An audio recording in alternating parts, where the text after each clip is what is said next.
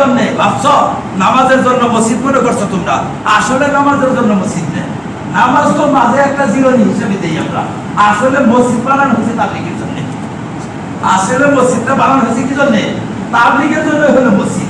মসজিদে মানুষ আসবে, আসার পরে এখানে থেকে রাওয়াঙ্গিল হবে, এখানে থেকে মানুষ তাবলীগের জন্য যাবে। ওই জন্য এটা আমাদের তাবলীগের কি, এটা হলো স্টেশন, তাবলীগের এটা স্টেশন। এখানে এসে দলবদ্ধ হবে, এখানে থেকে রাওয়াঙ্গি হবে, এখান থেকে তাবলীগের বিভিন্ন দেশে চলবে। ওই জন্য মার্কাজ, এটা আমাদের মার্কাজ, তাবলীগের মার্কাজ। এটা নামাজ আমার মাঝে একটা জিরোনি, আমাকে নিয়ে মাঝে ফ্রেশ হবার নিয়ে আমরা একটু ফ্রেশ হই, নামাজ পড়ি। এখন জোহরের সময় হয়েছে, নামাজটা পড়ে নিলাম, কিন্তু আসলে নামাজের জন্য আমরা আসি না। আসলে আমরা আসি কিসের জন্য?